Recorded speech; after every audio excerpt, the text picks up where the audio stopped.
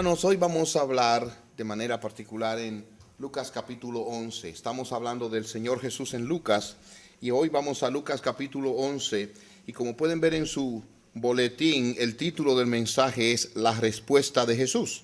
La respuesta de Jesús. Y yo hoy no voy a leer antes de predicar, sino durante la predicación, porque voy a leer todo el capítulo, como ustedes verán en un momento. Les pido que oremos y que nos dispongamos a mirar en esta porción extensa. Es un capítulo largo, pero lo vamos a ver con cuidado por el tesoro que hay ahí completo. Lucas capítulo 11, vamos a orar y seguido vamos a predicar. Padre nuestro, qué bueno es tener tu palabra delante de nosotros y saber que tu Espíritu está aquí en medio nuestro. Que Jesucristo está aquí y que Él edifica su iglesia. A pesar de la debilidad de tu siervo, a pesar de cualquier carga o perturbación que pueda haber en la mente de alguno, tú estás aquí, Señor, y tú eres el que nos iluminas. Ayúdanos a ver aquí a Cristo, a nuestro Salvador, de tal manera que salgamos amándolo más, que salgamos motivados a imitarlo y cosechar el fruto de andar como Él y ser de bendición para otros. Te rogamos esto por los méritos y en el nombre de Jesucristo. Amén. ¿Cómo le gustaría a usted ser recordado después que partamos de este mundo? ¿Como una persona conflictiva, difícil de tratar o como una persona que fue de bendición? ¿No le gustaría a usted que las personas alrededor suyo fueran bendecidas, que sintieran el aroma fragante, agradable de Cristo y que la gente pudiera decir, wow, pero la verdad es que tú eres una bendición? De hecho, le pregunto, ¿cuándo fue la última vez, no me lo tiene que decir, que alguien le dijo, tú eres una bendición? Tú eres una bendición. ¿Cuándo fue la última vez que alguien se deleitó en estar junto a usted? No por una razón filial o comercial, no, por el aroma de Cristo alrededor suyo. Bueno, pues yo quiero que hoy usted salga de aquí motivado y motivada en esta parte de la forma en que Jesús responde, que esto sea una marca en su vida. Y hermanos, yo he estado meditando en esto tanto en estos días y es mi súplica intensa, Señor, ayúdame a responder en la manera en que el Señor Jesucristo responde. Y miren qué pasa. La Biblia dice que hay un miembro de nuestro cuerpo que está misteriosamente conectado con el infierno. ¿Usted sabe cuál es? La lengua. O sea, el diablo está interesado en usar la lengua suya. Si usted no lo sabía, él está en eso. Sépalo. Y él la usa. Él usa esto. La semana pasada vimos cómo Jesús hablaba en la casa de Marta y María y cómo María estaba atenta, oyendo y disfrutando las palabras del Señor. Hoy vamos a hacer eso, a verlo a Él, a oírlo a Él. Pero debemos estar conscientes de que nuestra lengua, desde la perspectiva de la Biblia, es usada por el diablo. Oigan cómo le llama la Escritura a nuestra lengua. En Santiago 3:5 le llama un fuego. Que enciende un gran fuego, una chispa enciende un gran fuego. Un fuego ardiente, Proverbios 16:27. Es un mundo de maldad, la lengua. Una bestia que necesita ser domada. Lamentablemente una fuente de agua que donde sale agua dulce y agua amarga. De la lengua puede salir fruto bueno y malo. Es un mal rebelde, un veneno mortal, una navaja afilada, una espada afilada, una serpiente. Salmo 143, serpiente venenosa. Proverbios 18:21, oiga lo que dice de su lengua y la mía, por supuesto, pero yo estoy hablándole a usted. La muerte y la vida están en poder de la lengua. Y el Señor Jesucristo, de manera muy específica, afirma lo siguiente: por tus palabras serás justificado y por tus palabras serás condenado. La lengua revela el corazón. O sea que una persona que habla mal dice que tiene un mal corazón, porque de la abundancia del corazón habla la boca. No, nosotros no estamos hablando aquí de algo ligero. Sin embargo, el ejemplo del Señor Jesucristo es tan distinto. Cuando le maldecían, no respondía con maldición. Y ahí es donde tenemos que poner los ojos. Todos nosotros, óigame bien, se lo digo con cuidado y lo repito, todos nosotros hemos sido influenciados por el mundo, la cultura en la que hemos crecido en nuestra forma de hablar. ¿Usted sabe por qué usted habla español? No es difícil la respuesta, pero ¿usted sabe por qué? Porque usted nació en una cultura y bajo padres que hablaban español. Ahora es interesante, ¿usted sabe por qué además de hablar español, usted habla español mexicano? ¿Y por qué es diferente al español dominicano y el español colombiano y el español guatemalteco? Somos diferentes, hablamos cosas distintas, aunque hablamos el mismo español. Pero todas esas inflexiones, acentos que tenemos, lo tomamos de la cultura en que nacemos. Y de la misma manera, la forma en que usamos la lengua viene como resultado de la cultura y la influencia donde nacemos y del pecado que mora en nosotros. No podemos escapar. Por eso tenemos que poner los ojos en Cristo y dejar que Él nos enseñe cómo hablar. Que Él sea el modelo a yo imitar conscientemente. Conscientemente. Por lo tanto, hermanos, esto puede ser, si ustedes quieren hoy, una clase no de idiomas, sino de una clase cristiana de hablar, de la forma de hablar. Vamos a ver el capítulo ahora con cuidado. Y aquí el Señor Jesucristo es maltratado varias veces. Pero ¿saben qué? No responde como lo tratan o como le hablan. Y eso es lo que yo quiero que ustedes vean. ¿Quién le habla?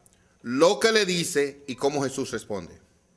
¿Por qué? Porque ¿cuál es el pleito y la respuesta común de los hijos cuando pelean? ¿Quién recuerda? El que tiene más de un hijo. Él me dijo, él me hizo, él me empujó, yo lo empujé. Esa es la tendencia. Entonces, ¿por qué hablé mal? ¿Por qué me habló mal primero? No, miren cómo le hablaron a Jesús y vean cómo él respondió. Vamos a leer el capítulo. Lucas capítulo 11. Y el primer encuentro y él viene entre sus discípulos y Jesús. Vean en lo que Jesús estaba y lo que los discípulos le dijeron. Aconteció que estando Jesús orando, dígale al que tiene al lado, Jesús estaba orando. Hágame el favor. Jesús estaba orando. Métase eso en su mente, porque esto es muy importante para lo que vamos a estar hablando. Jesús estaba orando. En cierto lugar, cuando terminó, uno de sus discípulos le dijo, Señor, enséñanos a orar como también Juan enseñó a sus discípulos. Voy a leer esa última parte. Enséñanos a orar como también Juan enseñó a sus discípulos. Él les dijo, cuando oren, digan, Padre nuestro que estás en los cielos, santificado sea tu nombre. Venga tu reino, sea hecha tu voluntad como en el cielo, así también en la tierra. El pan nuestro de cada día, dánoslo hoy y perdónanos nuestros pecados, porque también nosotros perdonamos a todos los que nos deben. Y no nos metas en tentación, mas líbranos del mal. Él les dio la clase de la oración. Ahora miren lo que hizo. Los estimuló a orar, le añadió. Versículo 5. Les dijo también, supongamos que uno de ustedes tiene un amigo y va a él a la medianoche y le dice, amigo, préstame 3 panes, porque ha llegado a mí un amigo de viaje y no tengo nada que poner delante de él. Le responderá aquel desde adentro, no me molestes, ya está cerrada la puerta y mis niños están conmigo en la cama, no puedo levantarme para dártelos. Les digo que aunque no se levante a dárselos por ser su amigo, ciertamente por la insistencia de aquel se levantará y le dará todo lo que necesite. Yo les digo, pidan, otro estímulo, pidan y se les dará. Busquen y hallarán, llamen y se les abrirá. Porque todo aquel que pide recibe, y el que busca halla, y al que llama se le abrirá. ¿Qué padre de entre ustedes, si su hijo le pide pescado, en lugar de pescado le dará una serpiente? O si le pide un huevo, le dará un escorpión. Pues si ustedes siendo malos saben dar buenos regalos a sus hijos, cuánto más su Padre Celestial dará el Espíritu Santo a los que le pidan. Vamos a parar ahí. En esta primera intervención, la respuesta que Jesús da a sus discípulos la da en un contexto que pudiera ser humillante. ¿A qué me refiero? Noten cómo sus discípulos le dicen. Voy otra vez al versículo 1. Jesús estaba orando y uno de sus discípulos le dijo, Señor, enséñanos, y parece que fue él hablando a nombre del grupo, enséñanos a orar como también Juan enseñó a sus discípulos. ¿Qué implicación tiene que él le diga, enséñanos como Juan enseñó a sus discípulos? Se la voy a traducir en un hogar. El esposo le dice a la esposa, mi amor, yo quisiera que tú me hicieras la tortilla como la hermana fulana se la hace a su marido. ¿Qué le está diciendo a la esposa? Aquella cocina mejor que tú. Me gusta como ella lo hace y yo quiero que tú la imites. ¿Qué le están diciendo al Señor Jesús? Creemos que Juan enseñó muy bien a sus discípulos y a ti como que te está faltando este punto de la oración. Enséñanos como Juan los enseñó a ellos. Imita a Juan. Pero aquí hay uno que es mayor que Juan. Él es el Señor y Juan cuando lo vio dijo, es necesario que él crezca pero que yo mengüe. He aquí el Cordero de Dios que quita el pecado del mundo. Y ellos le dicen eso y el Señor bien pudiera volverse y decirle, entonces ustedes quieren decir que Juan es mejor que yo. Entonces ustedes quieren decir que yo tengo que imitar a Juan. No le voy a enseñar nada para que aprenda. O vaya donde Juan para que le enseñe. No. No. Sí, cómo no, les voy a enseñar. Hermanos, las comparaciones a nosotros no nos gustan. A veces nos ofenden. Nos hace sentir mal que la gente nos esté comparando o que diga que otro lo hace mejor que nosotros. Mire, no le preste atención a eso y haga el bien en el nombre de Cristo. El otro puede pensar lo que le dé la gana. Usted hágale bien. A veces los hijos nos comparan a los padres. Papi, yo quiero que me dejen ir. ¿Por qué? Porque fulano, los padres lo dejan ir. Bueno, pues esos son ellos allá. No, el Señor no reaccionó a ese tipo de provocación. Les enseñó cómo orar, luego le dio 2 estímulos, a que oren con perseverancia y a que oren con fe, porque Dios les responderá. Hermanos, que Dios nos ayude a no responder a la provocación de la comparación, a bendecir y hacer el bien. Hacer el bien. Hacer el bien. 2, versículo 14. Jesús estaba echando fuera un demonio que era mudo. Y aconteció cuando salió el demonio, el mudo habló. Otra vez, hermanos. Sacando un demonio, el mudo habló. Las muchedumbres se asombraron. Pero, acuérdense, cuando vea pero, deténgase. Pero algunos de ellos dijeron, por Beelzebul, el príncipe de los demonios, echa fuera a los demonios. Vamos a parar ahí. Esta gente ve la obra y en lugar de decir Dios está aquí, piensan esto es el diablo. Ese es el corazón del hombre, que tendemos a pensar lo malo. Alguien le da un regalo y usted dice, este huevo quiere sal. Por algo me está dando eso, algún interés tiene esta persona sobre mí. Este es el corazón nuestro. Pensamos lo malo. ¿Y qué hace el Señor? Seguimos leyendo. Otros, para probarle, pedían que de él una señal del cielo, pero conocía los razonamientos de ellos. Y miren cómo le dijo. Hermanos, una clase ahora de demoniología y teología.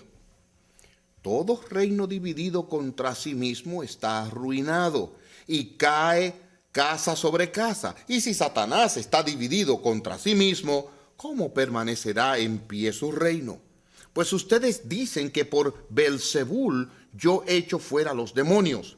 Y si yo echo fuera los demonios por Beelzebul, ¿por quién los echan fuera los hijos de ustedes? Por tanto, ellos serán sus jueces. Pero si por el dedo de Dios yo echo fuera los demonios, ciertamente ha llegado a ustedes el reino de Dios. Cuando el hombre fuerte y armado guarda su propia casa, las posesiones están en paz. Pero si viene uno más fuerte de él que él y lo vence, le toma todas sus armas en que confiaba y reparte sus despojos. El que no está conmigo, contra mí está, y el que conmigo recoge, no desparrama. Cuando el Espíritu, le siguió hablando todavía.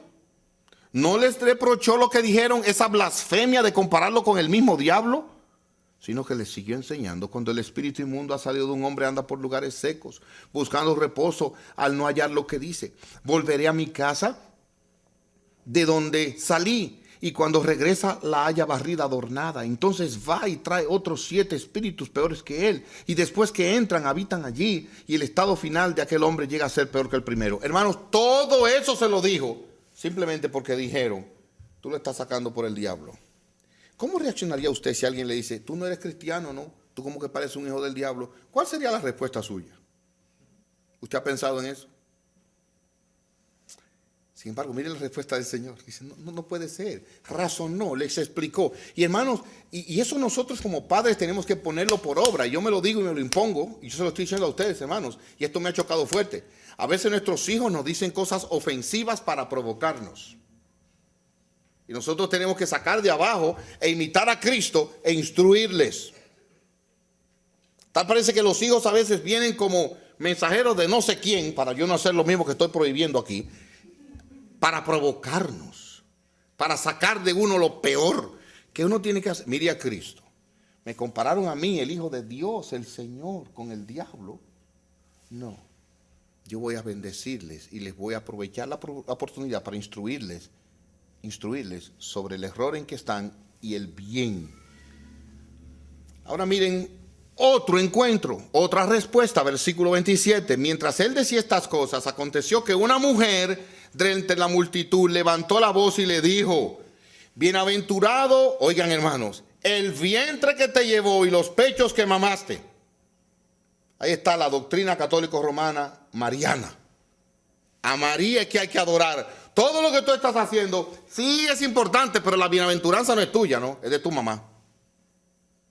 Entiendan, hermanos, que aquí también hay una palabra implícita, hay una indicación implícita de deshonra y menosprecio de la persona de Jesús. ¿Y qué le dijo él?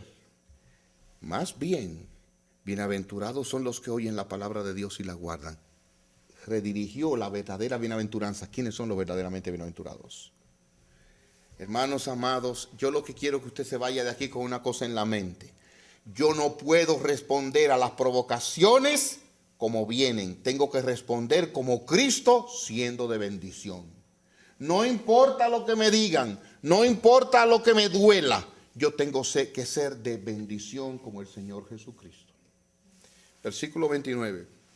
Acuérdense que le habían pedido señales en el caso del demonio que le sacó al mudo.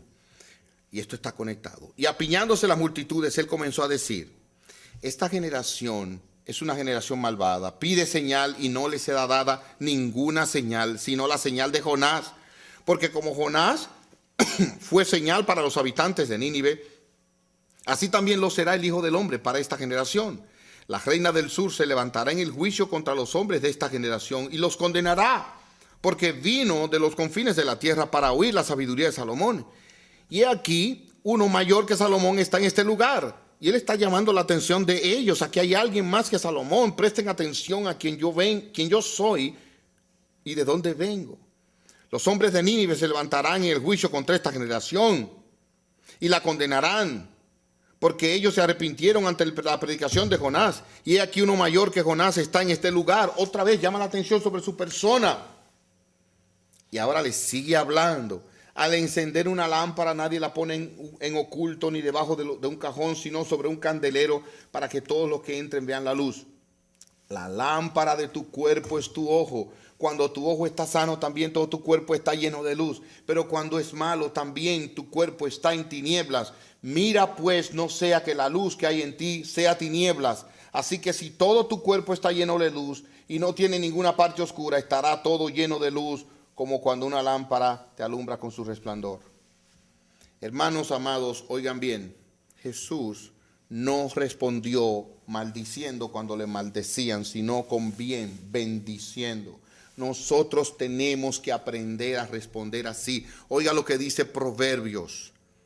El necio, en la boca del necio hay una vara para su espalda. Cuando usted habla mal, los primeros latigazos no los recibe el otro, son su propia espalda, es para su propio daño.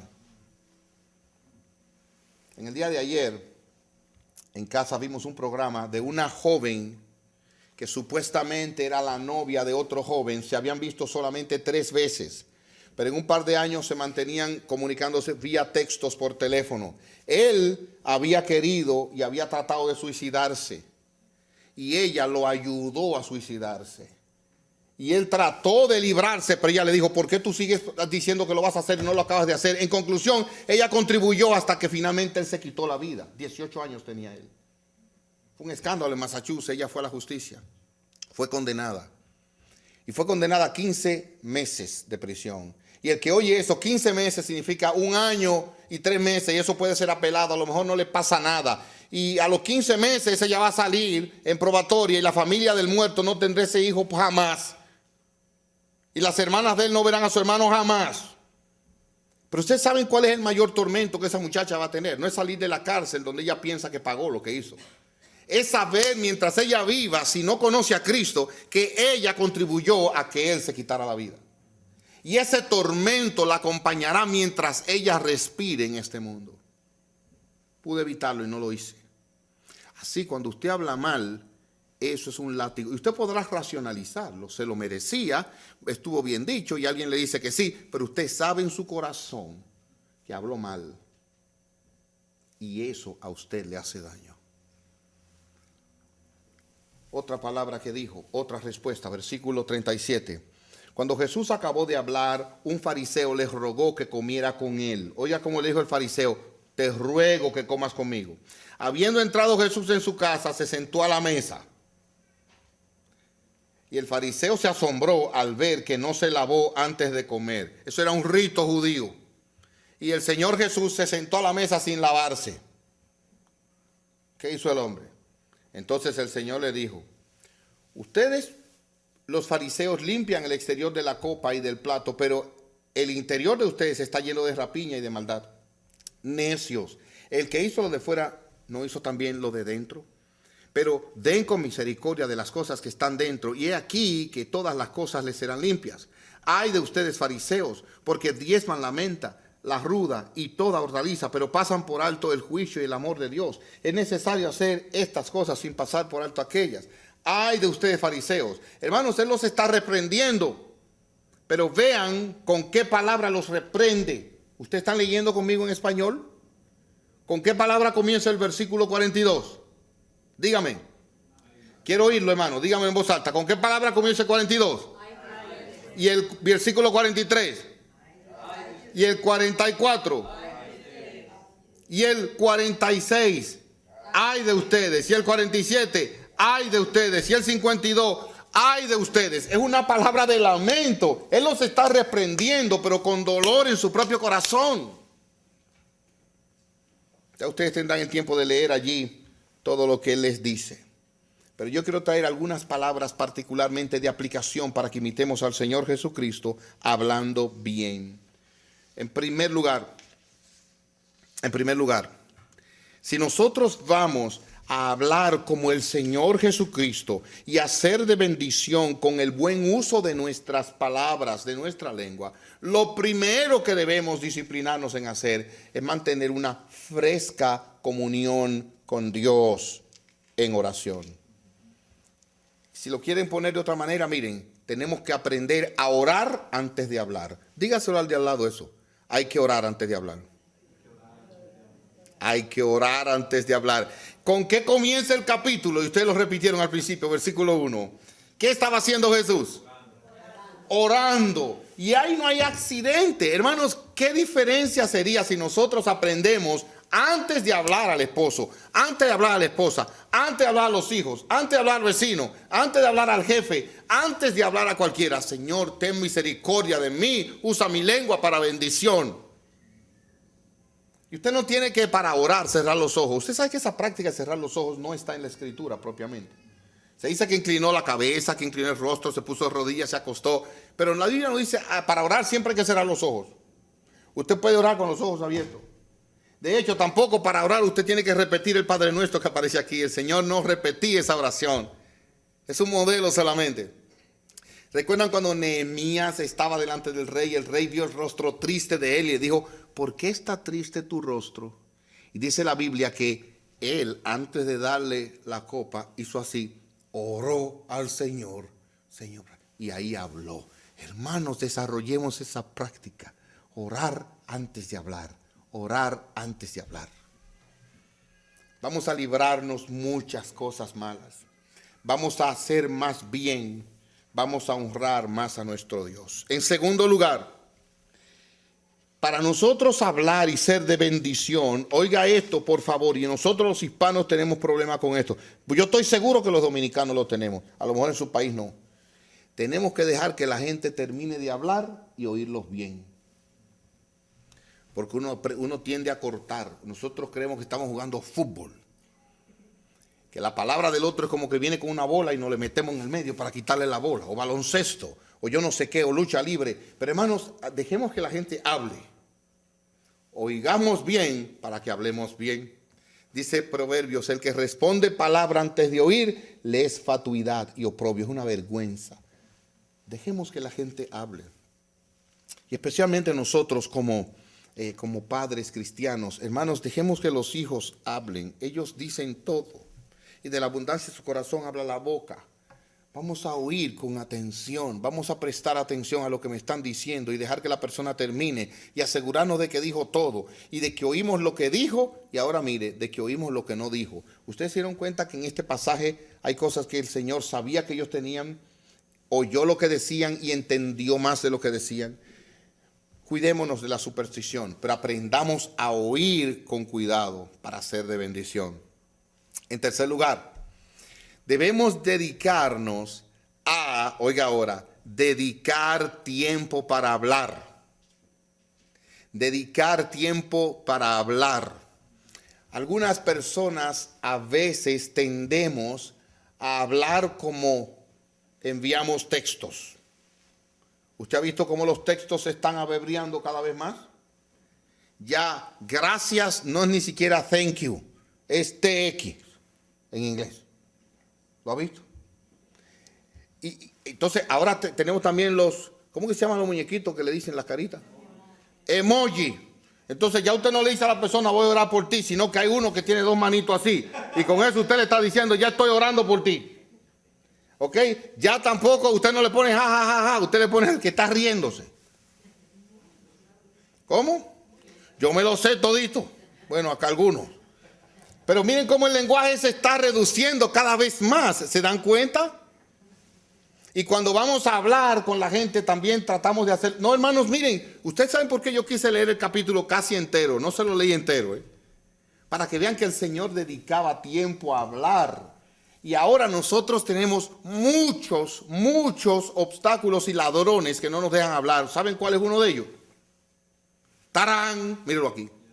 Este es uno de los enemigos de hablar. Nos sentamos alrededor de la mesa y cada uno tiene el suyo. Y va a chequear, no, por si me llaman. ¿Y qué importa que lo llame quién a usted? Si vamos a gozar en familia este tiempo. Hermanos, vamos a poner esto a un lado. Yo no le digo que lo voten, porque eso sería una irrealidad. Pero aprendamos a poner esto a un lado para hablar. La televisión también. Hay casas donde la televisión no se apaga nunca. Y vamos a hablar y llega visita y usted ve la televisión a todo lo que da, no importa lo que digan. Pero ese es el fondo que tenemos. Vamos a apagarla, vamos a hablar. Yo le doy gracias. Nosotros hemos pasado un par de noches. No crean como que la familia del pastor no ve televisión. No. Todo esto está en mi casa. Estamos luchando con esto. Pero hemos tenido un par de noches que nada más hablamos. Cero televisión. Y hermanos, ha sido una bendición. Yo me acuesto con un gozo en mi corazón. Hermanos, hay tantas cosas que nos arrastran, el trabajo. Y no hay tiempo para hablar. No hay tiempo para sentarse, oír y hablar y comunicar y estar seguro.